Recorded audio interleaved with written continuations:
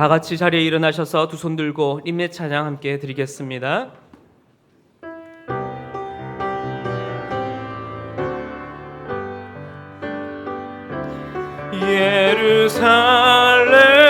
예루살렘아 여호와를 찬송할지어다. 내 하나님을 감사함으로 그 앞에 나가며 주임제 앞에 우리 다시 한 번 더 찬양합니다.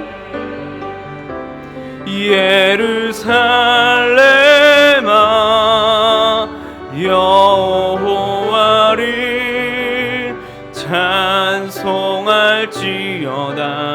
내 하나님을 감사함으로 그 앞에 나가며 주임제 앞에 경배. 손을 내리시고 사도신경으로 우리의 신앙을 고백하겠습니다. 전능하사 천지를 만드신 하나님 아버지를 내가 믿사오며 그 외아들 우리 주 예수 그리스도를 믿사오니 이는 성령으로 잉태하사 동정녀 마리아에게 나시고 본디오 빌라도에게 고난을 받으사 십자가에 못 박혀 죽으시고 장사한 지 사흘 만에 죽은 자 가운데서 다시 살아나시며 하늘에 오르사 전능하신 하나님 우편에 앉아 계시다가 저리로서 산 자와 죽은 자를 심판하러 오시리라. 성령을 믿사오며 거룩한 공회와 성도가 서로 교통하는 것과 죄를 사하여 주시는 것과 몸이 다시 사는 것과 영원히 사는 것을 믿사옵나이다. 아멘. 자리에 앉으셔서 찬송가 501장 함께 찬양드리겠습니다.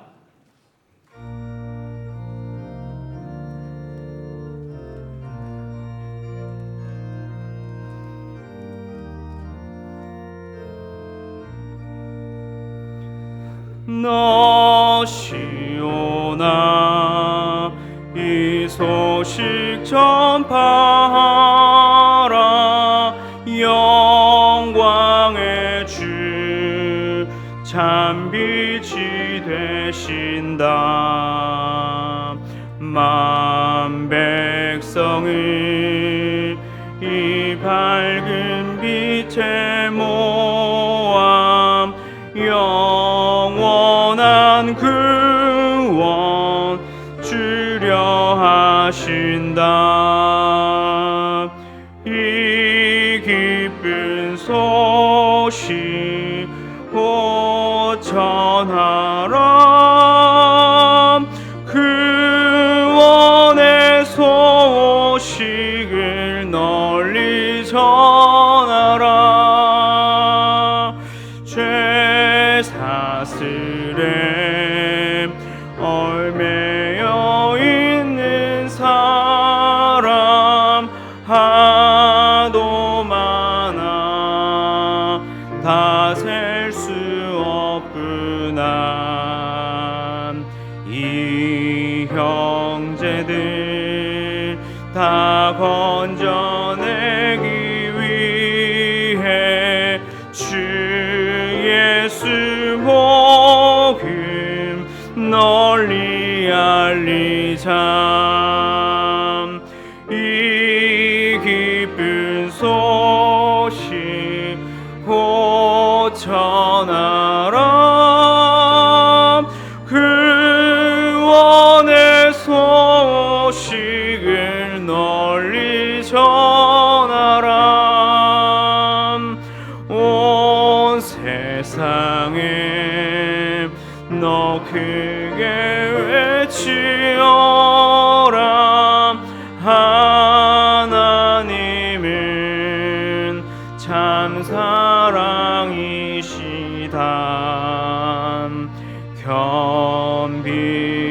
겸비하게 이 땅에 오신 예수 만민의 죄를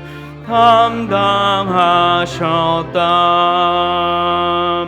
이 기쁜 소식 곧 전하라.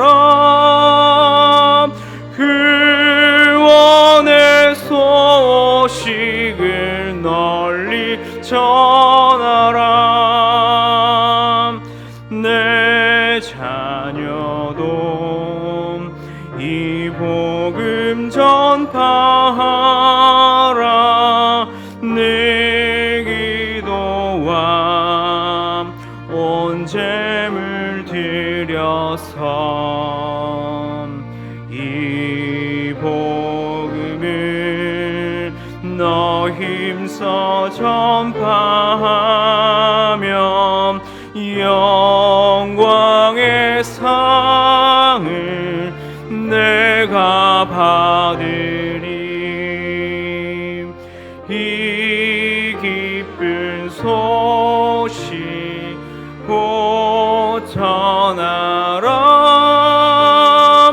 구원의 소식을 널리 전하라.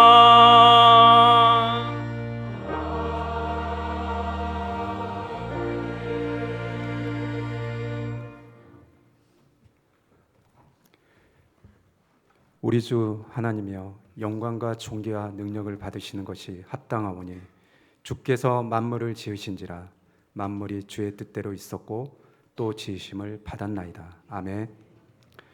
새 생명이 샘솟고 온 세상이 푸르른 날에 주님께 나와 거룩한 예배의 자리에 모일 수 있도록 허락하심에 경배와 찬양을 올려드립니다. 이 시간 성령님께서 저희와 함께 하셔 진실된 마음으로 주님께 예배드릴 수 있도록 저희의 마음을 정결케 하시고 은혜를 부어 주시옵소서. 한 주간도 주님의 크고 높으심을 바라보며 죽어 마땅한 죄인을 살리신 십자가의 간격으로 살아야 하지만 여전히 고집스럽고 이기적이며 제 마음대로 살았음을 주님 고백합니다. 주님을 경외하는 것이 지혜의 근본임을 알면서도 여전히 스스로 지혜롭다 여기며 세상 속에서 기웃거리는 나약한 저희의 모습을 주님 불쌍히 여겨주시옵소서. 주님, 이번 4월 10일에는 국회의원 선거가 있습니다. 시민들의 마음을 이해하고 목소리에 귀 기울이는 참된 지도자가 선출될 수 있도록 유권자들에게 지혜와 분별력을 허락하여 주시옵고 모든 상황 가운데 하나님의 뜻을 따르고 사랑과 섬김의 정신을 부어 주시옵소서. 우리 교회가 주님의 사랑으로 가득 찬 서로를 섬기고 아름다운 공동체로 자라나게 하시고 남양 땅 더 나아가 온 세상의 복음의 빛을 비추는 빛과 소금이 될 수 있도록 주님 도와 주시옵소서. 또한 모든 연약함과 어려운 가운데 계신 성도들을 불쌍히 여겨 주시옵고 주님만이 그들에게 위로와 평안이 되길 간절히 소망합니다. 현재 진행되는 양육 1~3단계 마더와이즈, 내일부터 진행되는 아기학교 지지배배를 위해 기도합니다.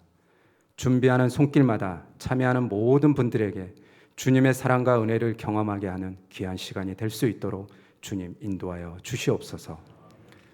삶으로 신앙으로 본이 되어 주시는 믿음의 선배들이 늘 푸른 마을 모임을 주님 친히 인도하여 주시옵고 한글학교 선교센터, 운동교를 향한 주님의 온전하신 뜻이 이루어지길 간절히 소망합니다. 말씀을 전하시는 담임 목사님께 성령 충만함을 부어 주시옵고 하나님께서 기뻐 받으시는 예배되게 하여 주시옵소서. 그레이스 성가대와 오케스트라의 모든 구성원들이 하나가 되어 주님을 찬양하는 이 거룩한 시간을 축복하여 주시옵고 예배를 위해 준비하는 모든 손길에 하나님의 은총과 복을 더하여 주시옵소서. 우리의 주인이신 예수님의 이름으로 기도합니다. 아멘.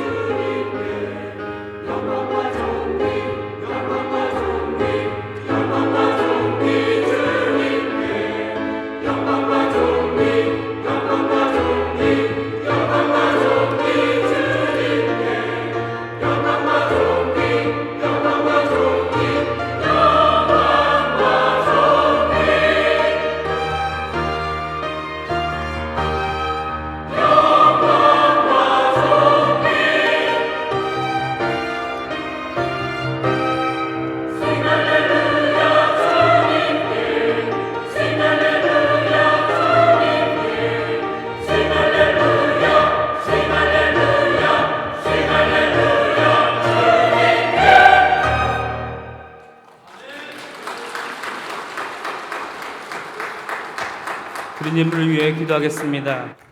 찬양과 영광과 존귀 받으시기에 합당하신 주님, 그 주님의 이름을 높여드립니다. 영광 올려드립니다.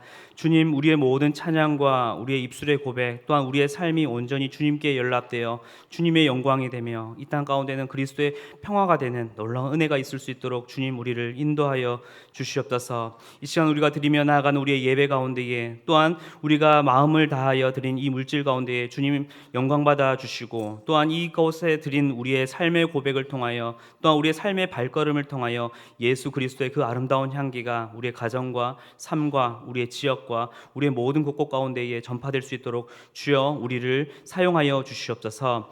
우리가 드린 이 예물을 통하여 또한 주변에 많은 이웃들이 있습니다. 연로하며 또 힘든 하루하루를 보내시는 모든 이들 가운데에 주님 이제는 그 물질이 흘러가고 우리의 삶이 흘러가며 우리의 고백이 또한 흘러가 그 영혼들을 살리는 일에 주여 우리를 사용하여 주시옵소서. 감사를 드리며 살아계신 예수 그리스도의 이름으로 기도드렸습니다. 아멘.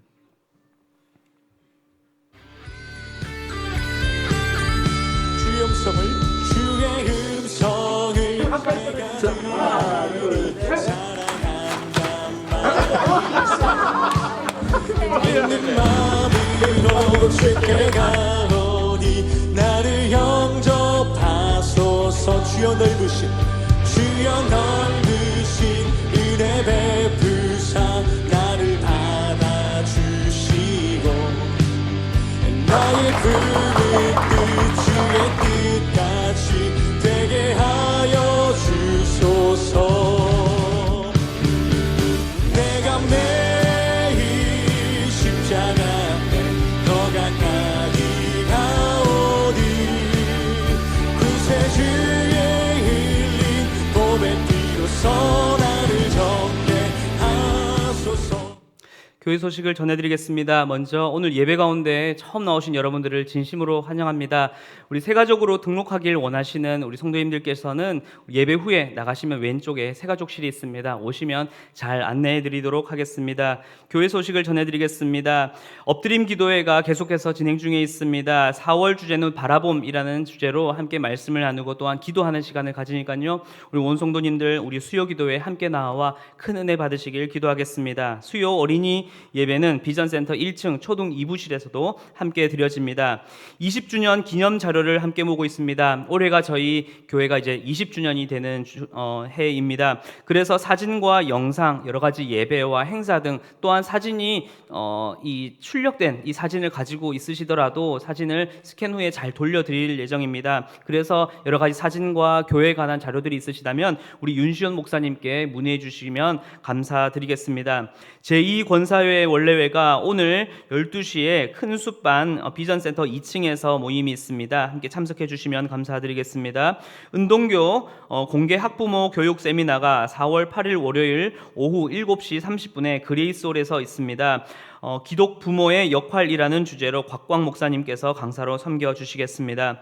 관리국에서 전교인 대청소가 있습니다. 4월 13일 토요일 오전 9시부터 전교인 우리 교회를 대청소하게 됩니다. 각 마을과 교구에서 함께 돌아보시며 온 성도가 함께 교회를 돌아보는 일에 최선을 다해 주시면 감사드리겠습니다. 운동 및 커트 미용 봉사가 4월 20일 토요일 오전 9시 30분에 화성 꽃피는 요양원에서 있습니다. 김주영 집사님께 문의해 주시면 감사드리겠습니다.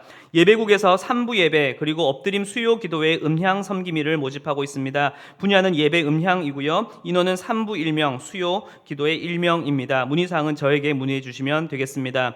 은혜의 형제 합창단에서 단원을 모집하고 있습니다. 연령 제한 없이 찬양을 통해 하나님께 영광 돌릴 남성 단원을 모집하고 있습니다. 연습 시간은 매주일 오후 1시입니다. 문의사항은 김수부 장로님과 이원혁 장로님께 문의해 주시고 사무실에서 신청해 주시면 되겠습니다.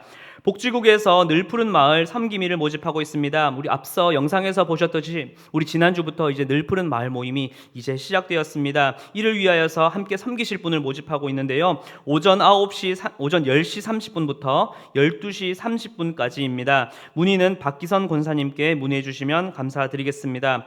선교국에서 한글학교 외국인 학생 구직을 광고합니다. 카자흐스탄 50대 남자 1명입니다. 문의는 이남행 선교사님께 문의해 주시면 감사드리겠습니다. 교인 동정입니다. 반성마을 장영란 집사님 부친상 당하셨습니다. 이번 주 다음 주 식당 봉사는 복음마을 사랑마을입니다. 다음 주 청소봉사는 축복마을입니다. 금요 중보기도 모임은 매주 금요일 오전 10시 쉘마센터 3층 고청실에서 계속해서 진행 중에 있습니다. 행복나눔 전도팀 화요일 오후 2시 우리 모임방에서 있습니다. 우리 함께 또한 기도로 또한 전도로 동참해 주시면 감사드리겠습니다. 이제 하나님의 말씀을 찾도록 하겠습니다. 오늘 말씀은 사도행전 1장 1절부터 11절까지 말씀입니다.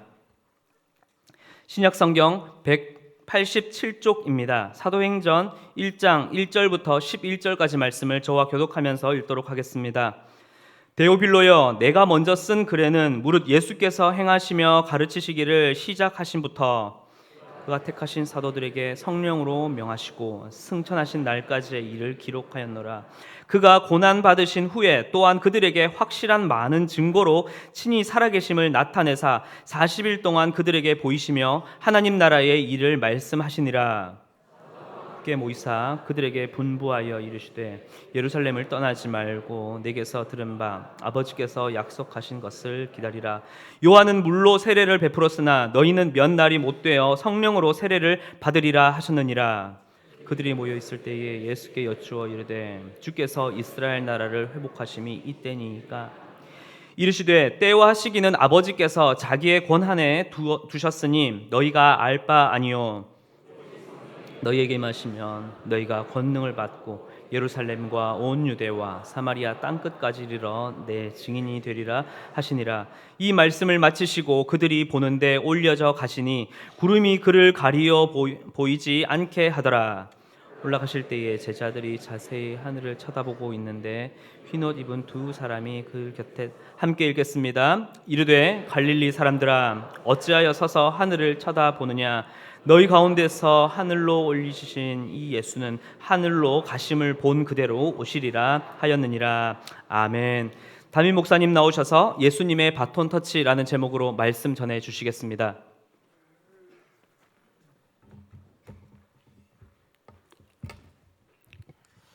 우리 교회에서 전교인 체육대회를 할 때 그 마지막 경기가 주로 이어 달리기 릴레이 경주입니다. 아주 손에 땀을 쥐게 만들죠. 이렇게 주자가 바뀔 때마다 막 역전이 일어나고 하면서 마지막까지 응원하게 되는 게 이 릴레이 경기의 묘미입니다. 이 릴레이 경기에서 중요한 게요, 선수들이 잘 뛰는 거 이거 못지않게 중요한 게 있는데 바로 바톤 터치입니다. 이 바톤 터치를 하다가 잘못하다 보면 그냥 갑자기 순위가 뒤로 확 밀리게 되는 경우가 왕왕 있죠. 이건 뭐 우리 같은 동네 대회에서뿐만 아니라 국제 대회에서도 종종 일어나는 일입니다. 특별히 이 바톤 터치 때문에 여러 번 실패한 대표적인 팀이 있는데 바로 미국 남자 400m 계주팀입니다. 이들이 굉장히 잘 뛰는 팀이고 유력한 우승 후보인데 바톤 터치하다가 여러 번 실패를 했습니다. 2008년 베이징 올림픽 때 3번 주자가 4번 주자에게 바톤을 넘기려다가 그만 떨어뜨려 버렸습니다. 그래서 제대로 등수 안에 들지 못했죠. 이어진 2009년도 베를린 또 세계 육상 경기 대회에서 또 한 번의 바톤 터치 실패가 있었는데요. 이번에는 바톤 터치는 잘했는데 바톤 터치를 할 수 있는 구간이 있습니다. 테이크 오버라고 하는 그 구간 안에서 바톤 터치를 해야 되는데 거기를 넘어가서 바톤 터치를 하는 바람에 실격당했습니다. 또 2011년 우리나라 대구에서도 또 국제대회가 열렸는데요. 그때도 미국 팀이 나왔는데 3번 주자가 4번 주자에게 바톤 터치를 하기 직전에 넘어져 버렸어요. 그리고 또 실패했습니다. 그래서 연이어 3번 바톤 터치에 실패해서 미국 팀이 계속 실격하는 바람에 미국에서는 바톤 터치의 저주 뭐 이런 유행어가 돌 정도로 굉장히 심각한 이야기가 돌았다고 합니다. 이건 비단 경기에서뿐만 아니에요. 우리 인생에도 수많은 바톤 터치들이 있습니다. 예를 들면 대기업 회장님이 정말 기업을 잘 일구었는데 다음 회장님이 바톤 터치를 잘못해서 기업이 몰락하는 경우가 있습니다. 할아버지 때 엄청난 부자여 가지고 진짜 우리 할아버지 땅을 밟지 않고는 우리 마을에 다닐 수가 없었던 그런 부잣집인데 우리 아버지 때에 와가지고 아버지가 술 먹고 노름하다 다 날렸습니다. 뭐 이런 얘기 좀 많이 들어보았습니다. 한 기업도 그렇고 가문도 그렇고 바톤 터치를 잘해야 제대로 계승이 되는 거죠. 잘못해서 망한 경우도 많지만 잘해서 더 아름답게 이 사역이 이어져 가는 경우도 많이 있습니다. 성경에도 그런 경우가 많이 나오는데요. 아브라함의 믿음이 이삭에게로, 이삭의 믿음이 야곱에게로, 야곱의 믿음이 요셉에게로 아름답게 바톤 터치가 이루어져서 이스라엘 백성들의 그 기초가 든든히 선 이야기를 우리는 창세기에서 읽게 됩니다.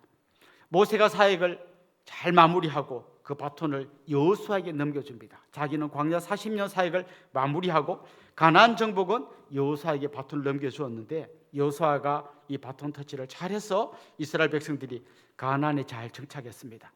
엘리야 선지자는 하나님의 부름을 받아 떠나기 직전에 엘리사에게 그 바톤을 넘겨줍니다. 이렇게 바톤 터치가 잘 이어지면 아름다운 사역이 개성됩니다. 오늘 우리가 읽은 이 본문도 어떤 의미에서는 일종의 바톤 터치를 하는 순간이라고 말할 수 있습니다. 예수님께서 이 땅에 오셔서 하나님께서 맡기신 사명을 잘 감당했습니다. 그 마지막 사명의 하이라이트인 십자가의 죽음과 부활까지 잘 완수하시고 이제 다음 리더들에게 이 바톤을 넘겨주시려고 하는 게 바로 오늘 본문의 이야기입니다. 그 주님의 사역을 이어받을 사람들 누구였을까요? 주님의 그 엄청난 사역을 이어받아 이 바톤을 이어받아 달릴 새로운 주자들은 누구였을까요? 오늘 본문에 보면 그 사람들은 예수님의 제자들이었습니다. 이미 우리는 복음서를 통해서 이 제자들의 면면을 잘 알고 있기에 진짜 이 장면은 굉장히 의아한 장면이에요. 예수님의 제자들이 어떤 사람들입니까? 아주 탁월한 능력자들을 불러 모은 게 아닙니다. 물고기 잡던 어부들, 때로는 사람들에게 손가락질 받고 고개를 찔레찔레 흔들게 만들던 세리, 마태도 있었고요. 또 그들이 예수님에게 이렇게 부름받아 가지고 열심히 배웠는데 3년 다 배운 다음에 예수님이 십자가에 달려 돌아가실 때쯤 되니까 다 도망갔습니다. 베드로는 어땠습니까? 예수님을 모른다고 3번이나 저주하며 부인했습니다.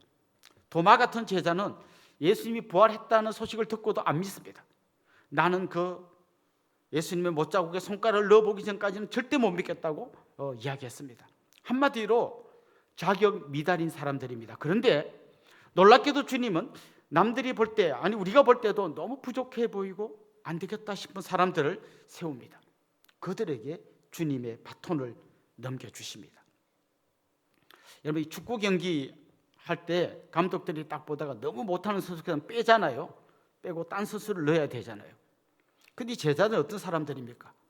못하는 정도가 아니에요. 계속 똥볼을 차고 심지어는 막 자살골을 넣고 다 빼야 되는 선수들이에요. 그런데 주님은 그들을 빼지 않고 다시 그들을 부르셔서 이 귀한 바톤을 넘겨주십니다. 주님은 도대체 이들을 뭘 믿고 이들에게 바톤을 넘겨주는 걸까요? 주님은 단순히 그냥 문제투성인 그 사람들에게 이 바톤을 넘겨준 게 아니라 그들의 어떤 심각한 문제를 해결해 주시고 그들을 변화시키셔서 그들에게 이 바톤을 넘겨주십니다. 가장 중요한 건 뭔가 하면 그들 안에 있는 이 두려움, 연약함, 이 뿌리를 파고 들어가 보면 거기 뭐가 나오나 하면 죽음이란 게 나오죠. 예수님 잡혀가시는데 우리도 잘못하면 잡혀가서 죽겠다 이런 두려움이 그들을 도망가게 만들었잖아요. 그런데 주님이 죽음의 문제, 그들의 두려움 깊은 뿌리에 숨어있는 죽음의 문제를 꺼내서 해결해 주십니다. 그게 뭔가 하면 예수님 자신이 부활하셔서 그들 앞에 나타나신 것입니다. 부활하신 주님을 만난 그들 안에 어떤 확신이 듭니까? 더 이상 죽음은 우리 예수님을 누를 수가 없구나. 더 이상 마귀는 예수님을 이길 수 없구나. 예수님은 죽음의 권세를 누르고 마귀의 머리를 밟으시고 승리하셨구나. 이 승리하신 주님과 우리가 함께 한다면 우리도 모든 두려움을 이겨내고 주님께서 맡겨주신 사명을 감당할 수 있겠구나. 이 확신을 그들에게 심어주신 거예요. 처음에 주님이 부활하셨다 했을 때 제자들 믿지 않았습니다. 그런데 주님을 만났습니다. 부활하신 주님을 만나서 같이 식사도 하고 그 주님의 그 부활하신 몸을 만져도 보고 그러면서 진짜 주님이 부활하셨다는 것을 확신하게 되고 우리도 부활하게 되겠다는 믿음이 생길 때 그들이 이전과는 다른 죽음을 두려워하지 않는 놀라운 사람으로 바뀌게 된 것입니다. 우리는 어떻습니까? 사실 주님께서 제자들에게 바톤을 넘겨주셨는데요, 그게 다음 제자들에게 계속 넘어가서 우리에게까지 이 바톤이 넘어왔습니다. 그래서 우리는 땅끝까지 이르러 내 정인이 되리라 하신 이 말씀은 옛날에 2000년 전 제자들에게 주신 말씀이구나, 옛날 이야기구나로 끝나지 않고 이건 그들에게 주신 말씀이기도 하지만 우리에게 주신 말씀이구나 이렇게 받아들입니다. 그런데 문제는 뭡니까? 내가 생각해도 너무 부족한 거예요. 내가 생각해도 우리는 너무 연약한 거예요. 이 엄청난 주님의 사명을 감당할 수 있을까? 이런 두려움들이 우리에게 찾아옵니다. 자격 없는 우리들, 부족한 우리들에게 주님이 왜 이 일을 맡기실까? 걱정이 되기도 합니다. 그때 우리가 기억해야 될 것이 있습니다. 부활하신 주님의 이야기를 과거의 옛날 이야기로 듣고 넘어가는 게 아니라 그 말씀이 바로 나의 말씀이고 주님의 부활이 나의 부활이고 부활의 능력은 옛날에 끝난 게 아니라 지금도 나를 통해 역사한다는 것을 믿음으로 고백할 때 우리도 연약하고 부족하고 두려움이 많지만 그걸 이겨내고 주님께서 맡기신 이 바톤을 들고 달려갈 수 있게 될 줄로 믿습니다. 여러분 한 분 한 분이 이 부활의 능력, 생명의 능력을 경험하기를 원하고, 그래서 더 이상 어두움 가운데서 두려워하는 것이 아니라 빛의 세계로 나와서 주님 손을 붙들 수 있기를, 죽음의 두려움에 눌려있는 사람들이 아니라 생명의 능력을 경험하는 여러분들이 될 수 있기를 주님의 이름으로 축원합니다. 또 한 가지 주님의 대책이 있었어요. 그건 그들에게 성령을 부어주심으로써 전혀 다른 사람이 되게 해주실 그런 마음을 갖고 계셨습니다. 우리 4절 5절 같이 한번 읽어보겠습니다. 사도와 함께 모이사 그들에게 분부하여 이르시되 예루살렘을 떠나지 말고 내게서 들은 바 아버지께서 약속하신 것을 기다리라. 요한은 물로 세례를 베풀었으나 너희는 몇 날이 못되어 성령으로 세례를 받으리라 하셨느니라. 주님은 이 성령을 보내주시겠다고 약속하셨어요. 이 약속은 오늘 본문 이 말씀에서 처음 하신 게 아닙니다. 주님이 십자가 지기 전에도 이 말씀을 여러 번 하셨습니다. 주님은 특별히 이 성령을 이야기하면서 성령을 뭐라고 불렀는가 하면 보혜사라고 불렀어요. 또 다른 보혜사를 보내주겠다. 그런데 예수님도 보혜사거든요. 보혜사라는 말 뜻은 뭐 헬퍼, 카운셀러, 옆에서 계속 도와주고 힘을 주고 용기를 북돋아주는 그런 분을 보혜사라고 이렇게 번역을 했는데요, 예수님이 그런 역할을 했어요. 약한 제자들 붙들어 주시고 힘을 더하여 주시고 잘못된 길로 갈 때는 깨닫게 해주시고 이런 일을 하셨는데, 예수님이 떠나가시면 다른 보혜사인 성령님을 보내주겠다고 약속하셨습니다. 그런데 예수님이 뭐라고 했냐면, 예수님이 그들과 함께하는 것보다 다른 보혜사이신 성령님이 올 때 그게 우리에게 더 유익하다 이렇게 말씀하셨어요. 그 약속 요한복음 16장 7절에 나오는데 한번 같이 읽어보겠습니다. 그러나 내가 너에게 실상을 말하노니 내가 떠나가는 것이 너희에게 유익이라. 내가 떠나가지 아니하면 보혜사가 너희에게 오시지 아니할 것이요 가면 내가 그를 너희에게로 보내리니.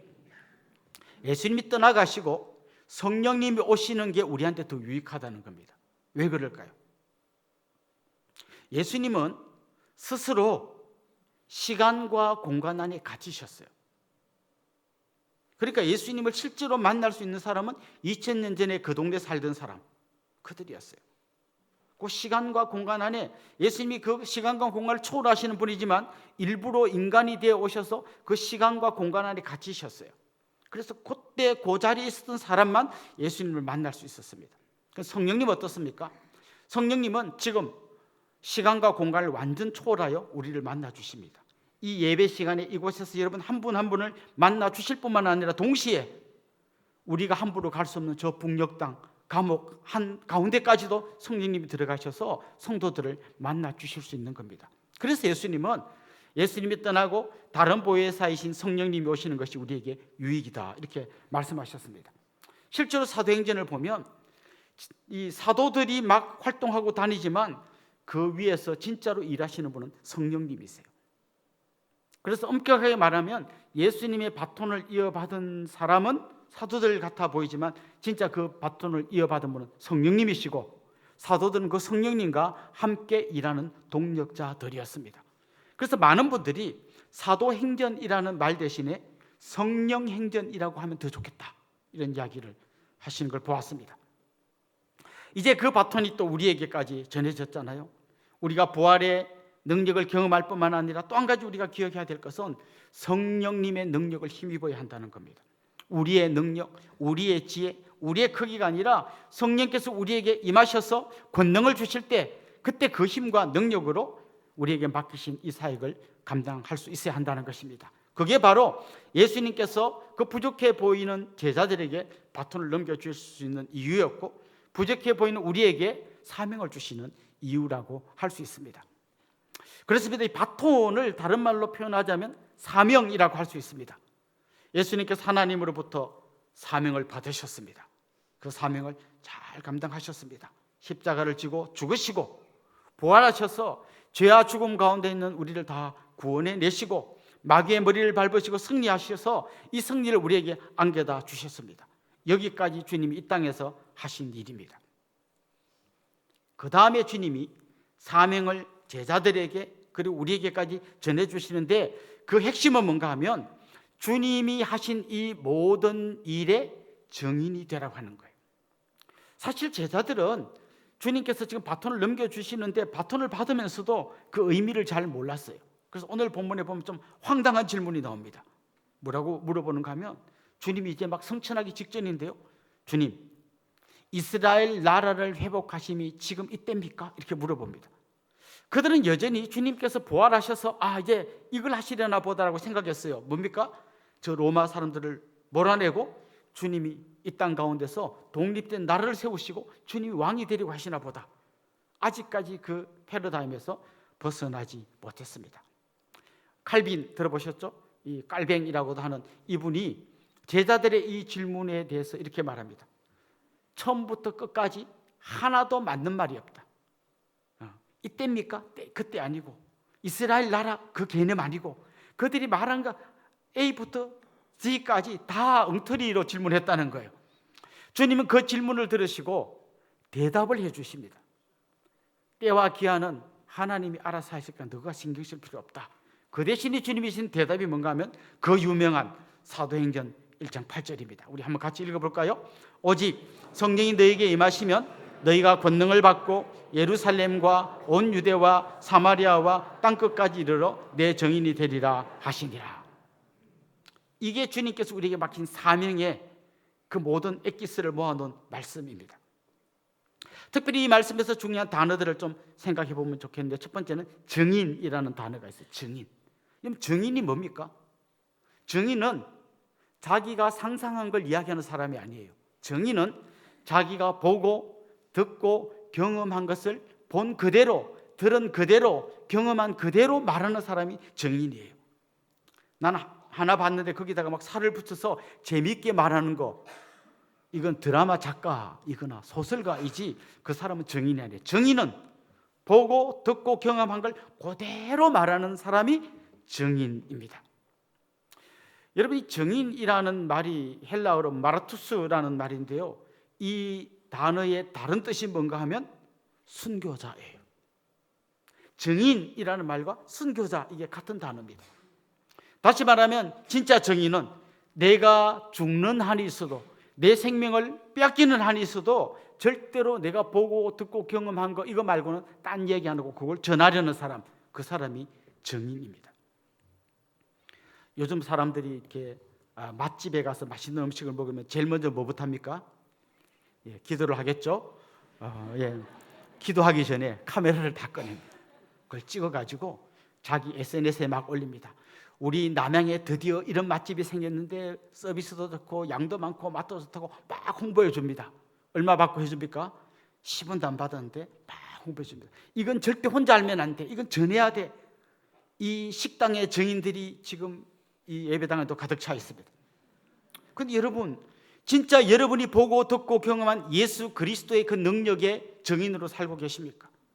그 예수님이 여러분에게 어두움 가운데 있는 여러분에게 빛을 주셨는데, 죽음 가운데 있는 여러분에게 생명을 주셨는데, 절망 가운데 낙심하고 있던 여러분에게 새로운 소망을 주셨는데, 그걸 진짜 그렇게 열심히 전하고 있습니까? 안타깝게도 우리는 식당의 증인은 될 수 있어도 주님의 증인은 되지 못하는 안타까운 삶을 살고 있습니다. 그게 가능하려면 내가 본 게 있어야 돼요. 내가 들은 게 있어야 돼요. 내가 경험한 게 있어야 돼요. 다시 말해서 예수님의 이 복음이 그냥 피상적인 이야기가 아니라 내 삶을 완전히 통과해야, 내 가슴을 뛰게 해야 비로소 우리가 증인이 될 수 있는 겁니다. 저는 부활하신 주님 여러분 한 분 한 분을 만나주시고 성령께서 여러분에게 강권적으로 임하셔서 여러분 안에 뜨거운 감격이 회복되기를 원하고, 식어진 복음의 감격에 다시 불이 붙는 그런 역사가 일어나서 정인의 삶을 살 수 있기를 주님의 이름으로 축원합니다. 또 한 가지 우리가 살펴볼 단어는 성령이 임하시면 이라는 단어예요. 아직 안 임했어요. 성령이 임하시면이에요. 그 앞에 말씀은 뭔가 하면 약속하신 성령을 기다리라입니다. 지금 예수님의 부활을 경험한 이 제자들이 나가서 증인이 되려고 할 때 주님이 잠깐만 그 전에 먼저 성령님을 기다리라 이렇게 이야기합니다. 무슨 말인가 하면 성령보다 앞서가지 말라는 거예요. 내 열심, 내 열정 이거 갖고 앞서가면 성령님이 뒤로 밀어주고 내가 앞에 뛰어가다 보면 반드시 그게 문제가 생깁니다. 성령님이 먼저 앞서가게 하고 나는 그 뒤를 따라가야 합니다. 여러분 이 운동 경기를 보면 축구나 야구를 할 때요, 선수들이 열심히 달려가는 것도 중요하지만 감독의 사인을 계속 봐야 돼요. 예를 들면 야구를 한번 생각해 봅시다. 내 앞에 주자가 1루에 나갔어요. 내가 이제 타석에 들어갔습니다. 홈런을 한번 쳐가지고 그냥 저 담장을 넘게 하자고 다 배터리 휘두르 갔는데 감독이 사인을 보냅니다. 뭐예요? 1루 주자 보내고 너는 번트 대고 죽으라는 거예요. 아, 나도 홈런 치고 싶은데 감독이 번트를 대래요. 여러분 번트 뭔지 아시죠? 번트를 대는 방향이 어떤 방향인지 아십니까? 내가 살 수 있는 방향으로 번트를 대는 게 아니라 앞에 나간 주자가 살 수 있도록 번트를 대고 나는 거의 98% 죽습니다. 딱 1루 쪽으로 내가 가는 그쪽으로 딱 번트를 천천히 공이 가면 그 사이에 수비수가 와서 잡아서 2루 던지긴 늦었어. 벌써 1루 전에 2루까지 갔어요. 1루에 던져서 내가 죽습니다. 난 치고 싶은데 죽으래. 그러면 죽는 게 진짜 증인들의 삶인 거예요. 저는 이게 설교자로서요, 사도행전 읽다 보면 제일 부러운 설교자가 있어요. 베드로. 한번 설교했는데 5천 명이 회개했어요. 막 10년간 20년에서 5천 명 모인 게 아니고 그냥 한 번 했는데 5천 명이 회개해버리는 거예요. 그 다음 아주 조금이야 3천 명. 예. 그런가 하면 사도행전을 읽으면서 솔직히 이런 설교자는 안 되고 싶다.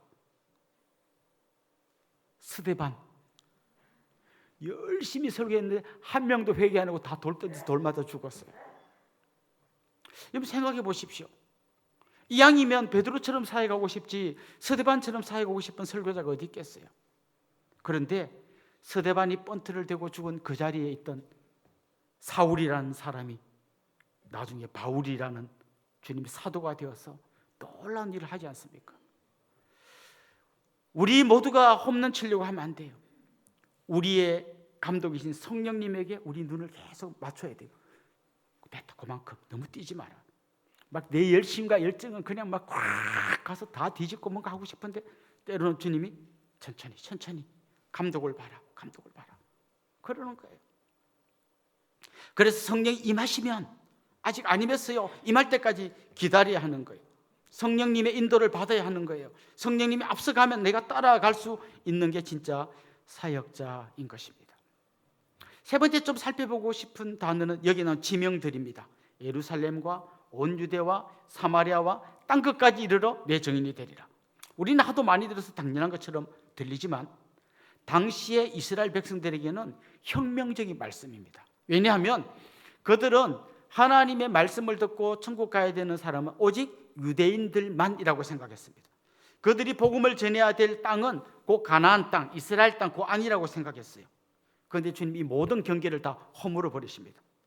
예루살렘에서 온 유대로, 그리고 그들이 개나 돼지처럼 여기고 인사도 안 했던 저 사마리아로, 심지어 저 이방으로 계속해서 복음이 전해서 어디까지? 땅 끝까지 복음이 전해져야 된다고 말씀하신 겁니다. 그래서 저 멀리 이스라엘에서 시작된 복음, 그것도 갈릴리 시골에서 시작된 복음이 온 유대와 사마리아와 땅 끝까지 와서 이곳 극동 지방에 있는 우리 대한민국에까지 복음이 전해지고 우리가 주님의 제자가 될 수 있는 겁니다. 마치 이런 것 같아요. 연못에서 돌을 던지면 돌이 퐁 떨어진 거기서부터 파문이 생기기 시작하잖아요. 점점 이게 퍼져나갑니다. 그것처럼 복음이 딱 떨어지면 제일 가까운 데서부터 복음이 점점 밖으로 퍼져나가는 거예요. 만약 여러분이 제대로 복음을 받아들이고 예수 그리스도를 온전히 만나고 나면 제일 먼저 그 영향을 받는 사람이 누군가 하면 가족들이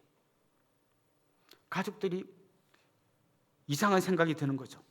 맨날 술 먹고 막 깽판 치고 그냥 막 애들 때리고 하던 아빠가 예수님 만나고 어느 날 아버지 학교를 갔다 오더니만은 눈물을 펑펑 흘리면서 아들 앞에 무릎을 꿇고 아들아, 이 아빠가 그동안 너무 잘못했구나.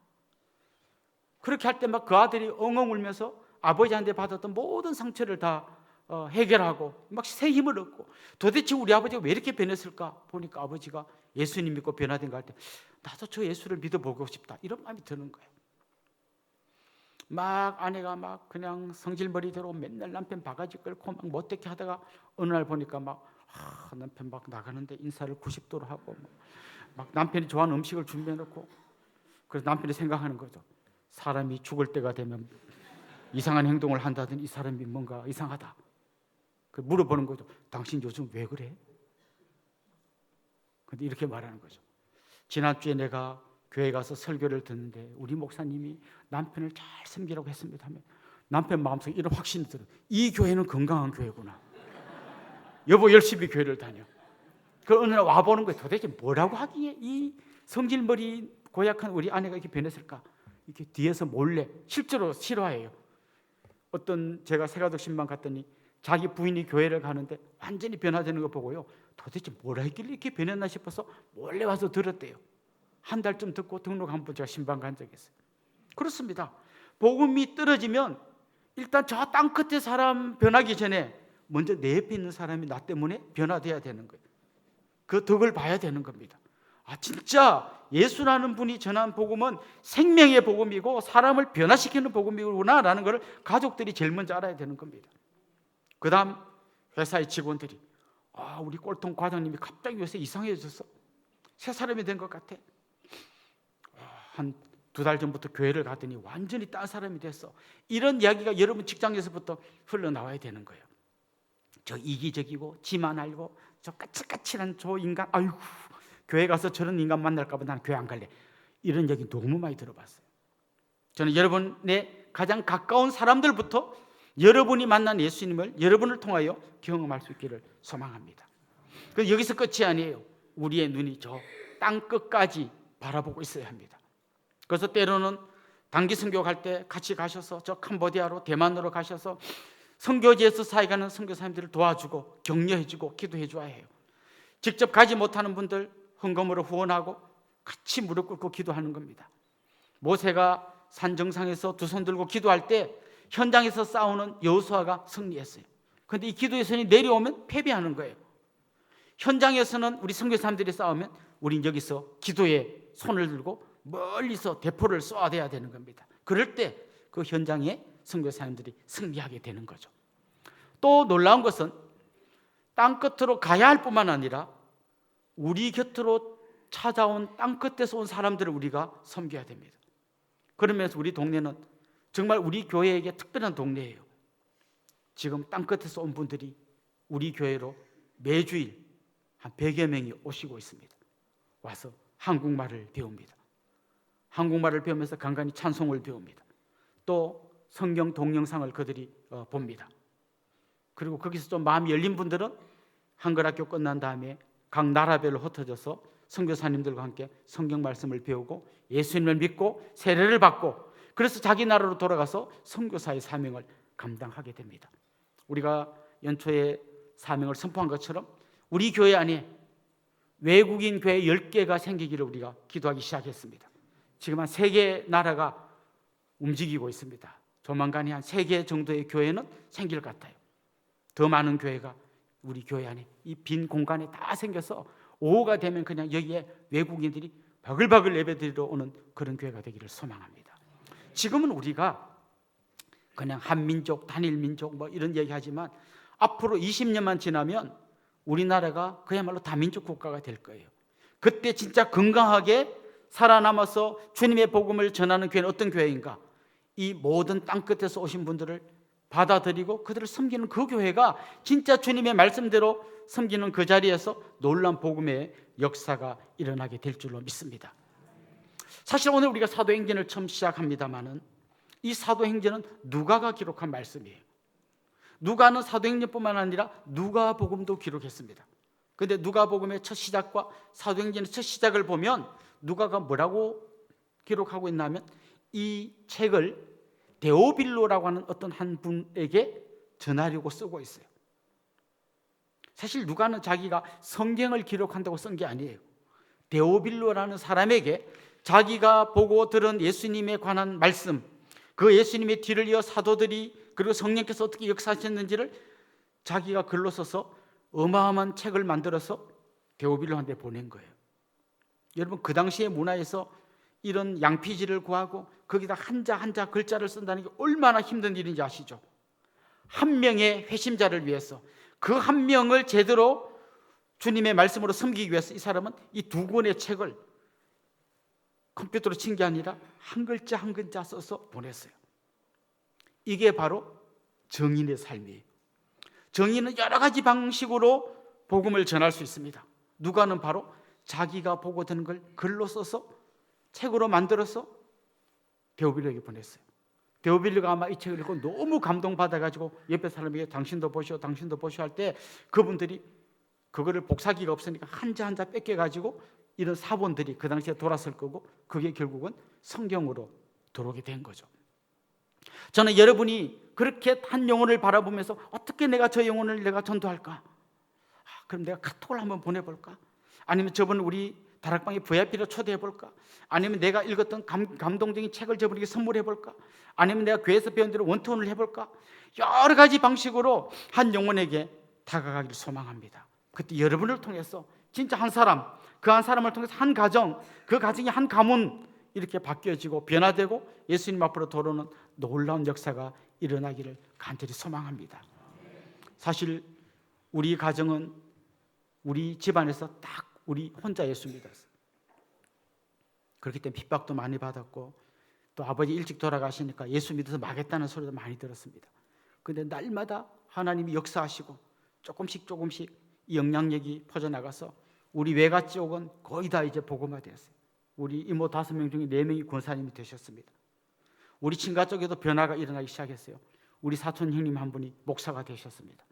그리고 우리 집안의 장손, 우리 사촌 형님 중에 제일 큰 형님이 오늘 교회 가기로 드디어 약속하셨습니다.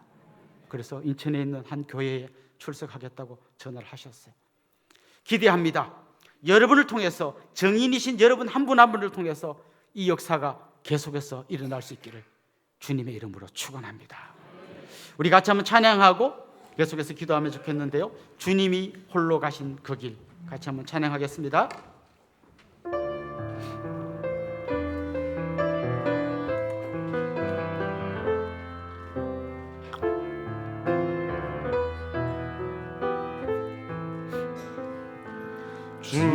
주님이 홀로 가신 그 길 나도 따라가오 모든 물과 피를 흘리신 그 길을 나도 가오 험한 산도 나는 괜찮소 바다 끝이라도 나는 괜찮소 죽어가는 저들을 위해 나를 버리길 바라오 아버지 나를 보내주오 나는 달려가겠소 목숨도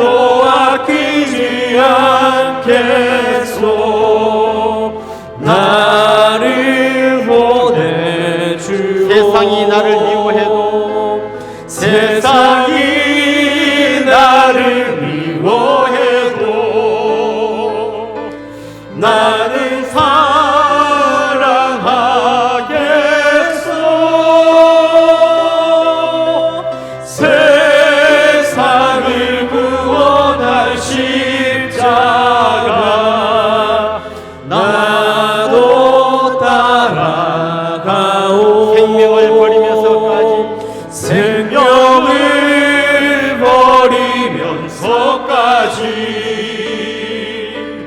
나를 사랑한 당신 이 작은 나를 받아주오 나도 사랑하오. 우리 말씀을 생각하면서 같이 기도합시다. 주님, 우리의 부족함과 연약함에도 불구하고 우리에게 증인의 사명을 주시니 감사합니다. 부활하신 주님을 인격적으로 만나게 하시고 부활의 능력으로 두려움 없이 복음 전하게 하옵소서. 성령으로 충만하게 하사 우리의 힘이 아닌 성령의 능력으로 일하게 하시고 내 뜻이 아닌 성령의 뜻을 따라 주님의 증인으로 살게 하옵소서. 우리 이런 제목으로 합심해서 통성으로 기도하겠습니다. 하나님 아버지, 지금도 살아서 역사하시는 주님의 이름을 찬양합니다.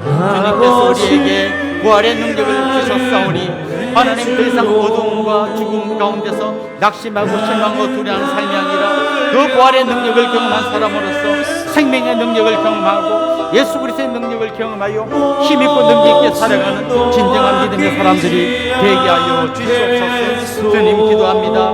이제 주님께서 우리에게 성령을 부어주셔서 성령으로 충만하게 하여 주셔서 성령의 능력으로 사역하게 하여 주옵소서.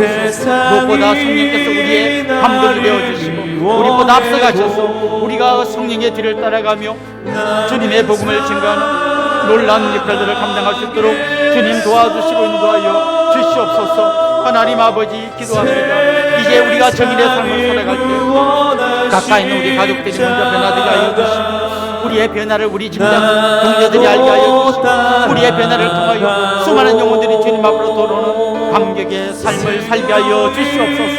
사랑하는 주님의 백성들의 마음속에 담대함을 주시옵소서. 용기를 주시옵소서. 우리의 힘이나 우리의 능력이 아니라 우리에게 힘 주시고 능력 주시는 성령을 힘입어서 일하게 하여 주옵시고 이렇게 달려갈 때 우리의 크기가 아닌 하나님 크기의 놀라운 역사가 일어날 수 있도록 하나님 우리를 붙들어 주시고 도와주시고 동행하여 주시옵소서. 하나님 아버지, 너무나 부족하고 연약한 우리들에게 그 주님의 바톤을 넘겨주시니 감사합니다. 우리의 힘과 능력으로 감당할 수 없사오니 부활의 주님을 인격적으로 만나게 하시고 성령께서 강권적으로 우리 가운데 임재하셔서 우리의 힘이나 능력이 아니라 성령의 능력으로 일하게 하여 주옵소서. 성령보다 앞서가지 않도록 우리를 붙들어 주시고 또 우리의 부족한 입술을 통하여 증거되는 말씀이 한 영혼을 변화시키고 새롭게 하는 능력의 말씀이 될 수 있도록 도와주시옵소서. 예수님의 이름으로 기도드리옵나이다. 아멘. 여러분 뒤에 저를 한번 주목해 주시면 좋겠는데요, 같이 한번 축하하고 또 축복하면 좋겠습니다. 지난주가 생일이었던 분 우리 한번 축하하면 좋겠는데요, 한번 손 들고 일어나 보실까요? 우리 권사님 또요. 지난주가 결혼 기념일이었던 분들도 한번 일어나 봅시다. 우리 집사님 생신이고 또 저 뒤에도 계십니다. 예. 혹시 오늘 우리 교회에 처음 오신 분, 등록하기를 원하는 분도 한번 일어나시면 저희들이 같이 환영하고 축복하면 좋겠습니다. 용기를 내서 한번 일어나 봅시다. 네, 우리 이분들 주님의 이름으로 환영하고 또 축복하겠습니다. 아주 먼 옛날.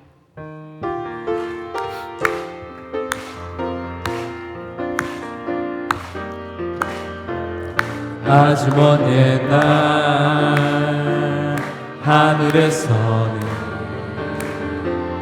당신을 향한 계획이 있었죠.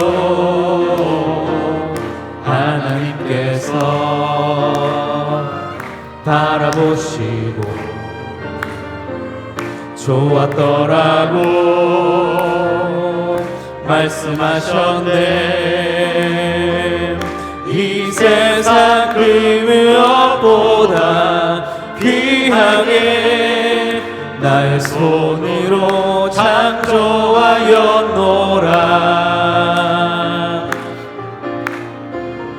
내가 너로 인하여 기뻐하노라. 내가 너를 사랑하노라.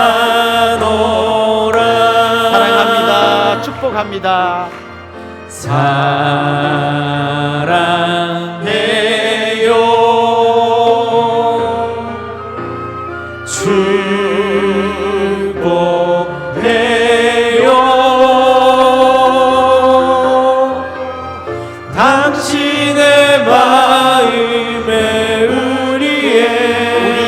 사랑을 모아드립시다.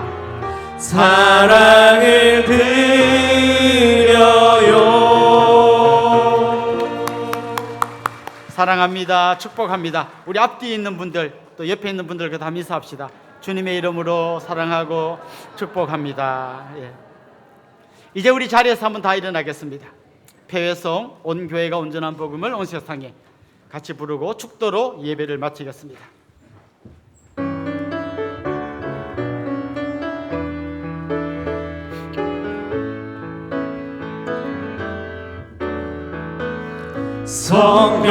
성령님 이곳에 거하소서. 하나님의 소원이 선포되도록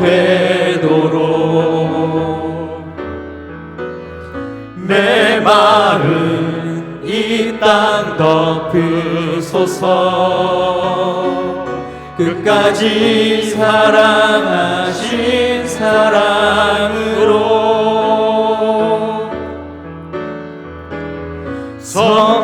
성령님 이곳에 거하소서.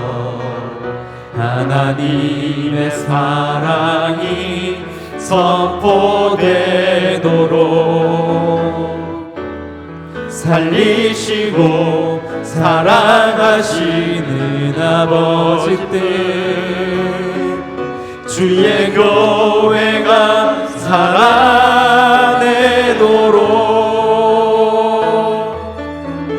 나를 보내사 상한 마음 고치소서. 기름 부으사 아름다운 소식 전하게 하소서. 온 교회가 일어나 온전한 복음을 온 세상에 전하게 하소서.